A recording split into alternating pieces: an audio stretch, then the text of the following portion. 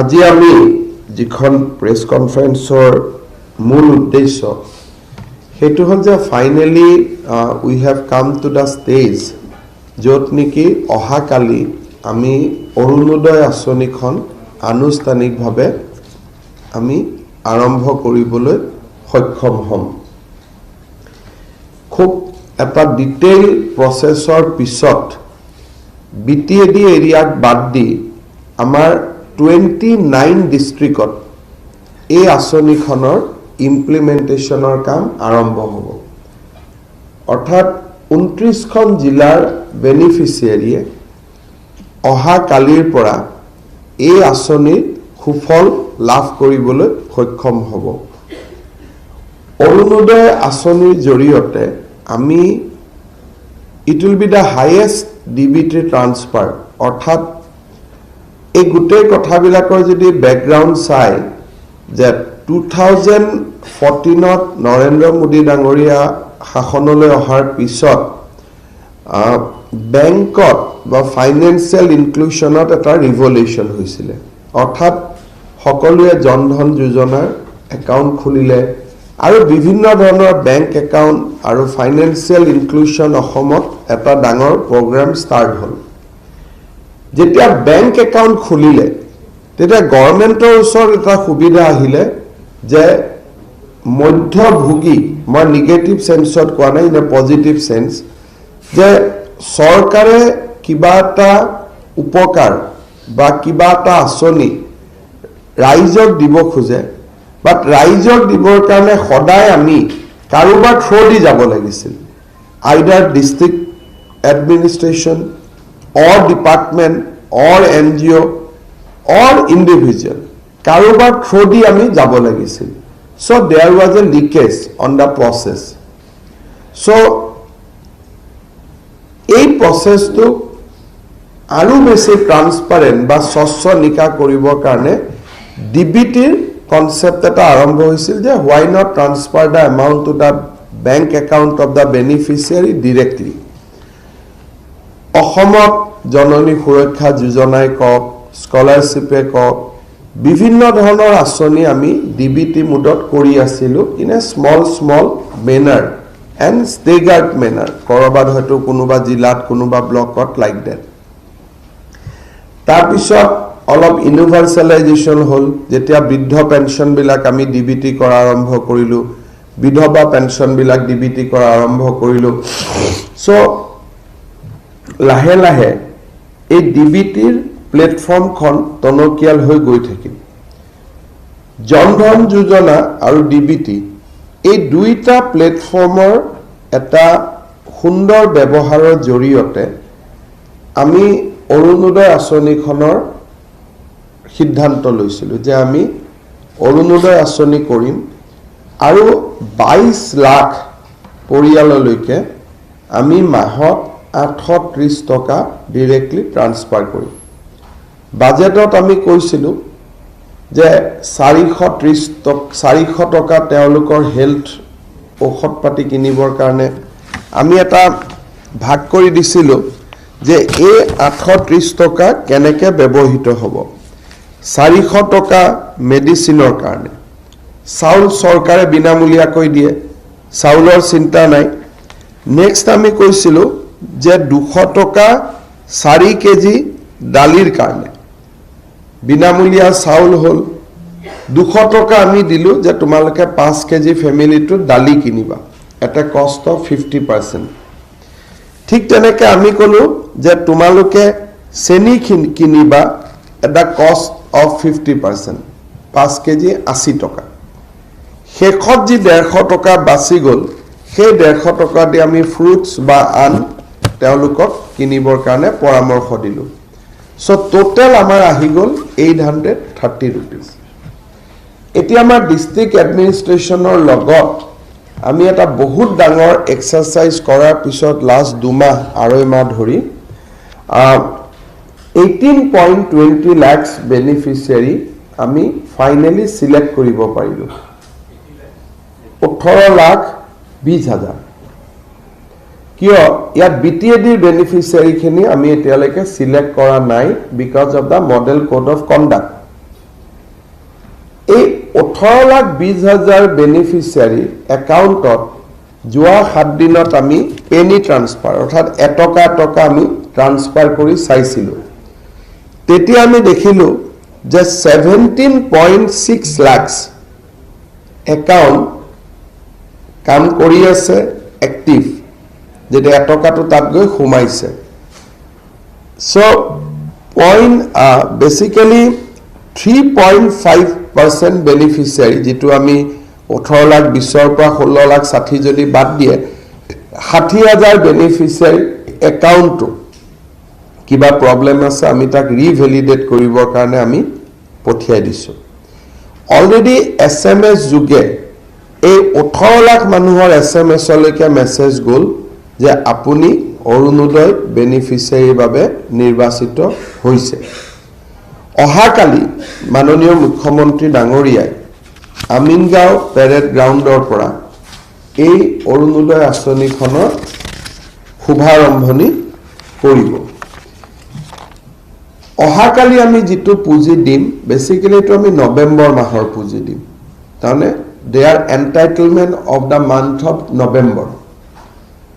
গটিকে ডিসেম্বৰতে তেওঁলোকে দুবাৰ পইচা পাব 1 তাৰিখে 830 টকা পাব কিন্তু ডিসেম্বৰত যেটো পাব লগা পইচা সেইটো আমি সদায় মাহৰ শেষত দিম সেই হিচাপৰ পৰা তেওঁলোকে 26 তাৰিখে আৰু এটা পইচা পাব তাৰ পিছত প্ৰত্যেক মাহৰ শেষৰ সপ্তাহত তেওঁলোকে 830 টকাটো পাই গৈ থাকিব এই পইচাটো যদিও মই কৈছো 1 তাৰিখে পাব একেদিনাই ইমান টকা বেংকে ট্ৰান্সফাৰ কৰিব নোৱাৰে সব 5 দিনৰ ভিতৰত পাব 1 তাৰিখৰ পৰা 6 তাৰিখ প্ৰত্যেক দিনাই 3 লাখৰ বেটছত গৈ থাকিব 1ৰ পৰা 6 তাৰিখৰ ভিতৰত একাউণ্টত পুঁজিটো জমা হ'ব ঠিক তেনেকে 26ৰ পৰা 31 তাৰিখৰ ভিতৰত জমা হ'ব ডিসেম্বৰত জানুৱাৰীটো 26ৰ পৰা 31 ফেব্ৰুৱাৰী 22ৰ পৰা 28 আৰু মাৰ্চত 26ৰ পৰা 31 ডিসেম্বৰত দুটা ইনষ্টলমেন্ট পাব নৱেম্বৰৰ ইনষ্টলমেন্টটো ডিসেম্বৰত পাব এটা অৰুণোদয় কল সেন্টাৰ থাকিব যিসকলৰ বেংক একাউণ্টত এই পুঁজিটো জমা নহব কিবা কাৰণত তেওঁলোকে ফোন কৰি সেই কল সেন্টাৰত জনাব পাৰিব প্ৰথম পুঁজিটো পোৱাৰ পিছত এখন চিঠি লৈ আমাৰ ডিসি কাৰ্যালয়ৰ পৰা সকলো মানুহৰ ঘৰলৈকে এবাৰ আমি যাম টু পাৰ্সনেলি ভেৰিফাই যে পুঁজিটো আপোনালোকে পালে নে নাই বহুতৰ কি হ'ব একাউণ্টত টকাটো পৰি থাকিব বেংকত যোৱা যেহেতু বহুত মানুহৰ আদত নাই বহুত কম টকা আছে বেংকত বছৰত হয়তো এবাৰ যায় এবাৰ আমি ফিজিক্যালি তেওঁলোকক এলাৰ্ট কৰিম যে আপোনালোকৰ একাউণ্টত পুঁজিটো জমা হৈছে না এবাৰ চাই দিয়ক আৰু এবাৰ যদি গম পায় তেতিয়ালে আৰু ভৱিষ্যতে আৰু মানুহখিনি বেংকত অহা যোৱাটা সদায় কৰি থাকিব সো পাৰ মান্থত আমাক কিমান টকা লাগিব per month around 180 crores. So 180 crores as of now. Amar ene 200 koti lage BTAD beneficiary khini jog nohua karne 180 crores rupees ami per month ei 22 lakh poriyal aji dinot jeto 18 lakh 20 pisot 22 lakh hobo 22 lakh poriyaloloike amar ei pujito transfer hobo আৰু 200 কোটি টকা আমাক প্ৰতি মাহত লাগিব so ৰাজ্য চৰকাৰৰ বাৰ্ষিক বাজেটৰ পৰা 2400 কোটি টকা প্ৰতি বছৰে এই আঁচনিৰ বাবে ব্যয় কৰা হ'ব আৰু সেই দৃষ্টিকোণৰ পৰা স্বাধীনোত্তৰ অসমত এইটোৱে আটাইতকৈ ষ্টেট গভৰ্ণমেণ্টে লোৱা ডাঙৰ স্কিম ইয়াৰ আগতে আমি ইমান ডাঙৰ স্কিম কেতিয়াও লোৱা আমাৰ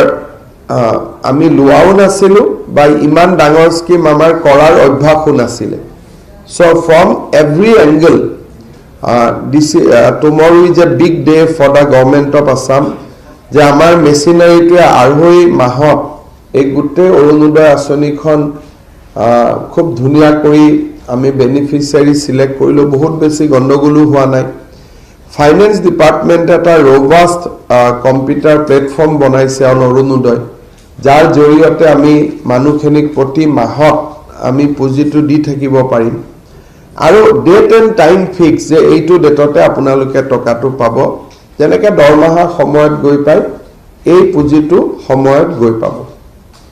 পৰৱৰ্তী সময়ত আমি ভাবো যে আৰু 8 লাখ বেনিফিচিয়াৰী যদি আমি ইনক্লুড কৰিব পাৰো along with our financial situation তেতিয়ালে মোষ্টলি নিম্ন মধ্যবিত্ত আৰু দুখীয়া প্ৰতিটো পৰিয়ালে আঁচনিৰ ভিতৰত ইনক্লুড আহি যাব কিন্তু আজি আমাৰ আৰ্থিক অসুবিধাৰ কাৰণে আমি 30 লাখলৈকে যাব পৰা নাই কিন্তু পৰৱৰ্তী পৰ্যায়ত ডেফিনেটলি গভৰ্নমেন্টৰ এটো টাৰ্গেট থাকিব টু ৰিচ 30 লাখ বেনিফিচিয়াৰী আজি we are starting with 18.20 BTAD election হৈ যোৱাৰ লগে লগে 22 হ'বগৈ this is what we have planned as of now গতিকে আপোনালোকক হেণ্ডআউট এটা আমি দিছো আৰু মই আগতে কোৱাৰ দৰে যে স্টেট গভৰ্নমেন্টে ইমান ডাঙৰ স্কিম আগতে কেতিয়াও লোৱা নাই কৰা নাই এটো প্ৰথম হ'ব ইয়াত এটা প্ৰত্যেক বছৰত এটা মাহত অৰুণোদয় মাহ হিচাপে আমি পালন কৰিম যত মানুহে এক্সিট ৰুট পাব অৰ্থাৎ অৰুণোদয় লগু প্ৰত্যেক ঘৰত আমি লগাম কিছুমানৰ ঘৰত চাকৰি হৈ গল কিছুমানে এখন ট্ৰেক্টৰ কিনি ললে সো আমি এক্সিট ৰুটটো মানুহখিনিক দিম যে মই অৰুণোদয়ৰ পৰা এটা ওলাই আহিব খুজো এটো নহয় যে একেবোৰ মানুহে সদায় অৰুণোদয় পাই থাকিব বছৰৰ এটা মাহত অৰুণোদয় সাৰ্ভে হ'ব আৰু they will get exit root তেওঁলোকে ওলাই আহিব পাৰিব আৰু কোনো সৰকাৰি চাকৰিয়াল থকা ফ্যামিলি বা সৰকাৰি চাকৰিয়ালে যদি অৰুণোদয় আঁচনি লয় হিমান টকা তেওঁ দৰমহাৰ পৰা কাটি লোৱা হ'ব হেকাৰণে কোনোবা যদি আমাৰ যেতিয়া কল সেন্টাৰ হৈ যাব অৰুণোদয় আঁচনিত যদি সৰকাৰি কৰ্মচাৰীয়ে বেনিফিচিয়াৰী হিচাপে সোমাইছে বা ফ্যামিলি সোমাইছে হেতু আমাক ইনফৰ্ম কৰিব পাৰিব কাৰণ দুবাৰ দৰমহা দিয়াটো নিয়ম নহয় গভৰ্নমেন্টত we cannot pay salary two times যে এবাৰ অৰুণোদয় জৰিয়তে দিলো এবাৰ নিজৰ পে বিলত দিলো গতিকে সেই এটা দৃষ্টিভংগী থাকিব গতিকে এইটো নহয় যে আজি কৰবাত যদি কোনোবা বেনিফিচিয়াৰী পাব নলগা বেনিফিচিয়াৰী পাইছেও ইয়াত চিন্তা কৰিবলগীয়া একো নাই কাৰণ তেওঁলোকক উলিয়াই দিয়া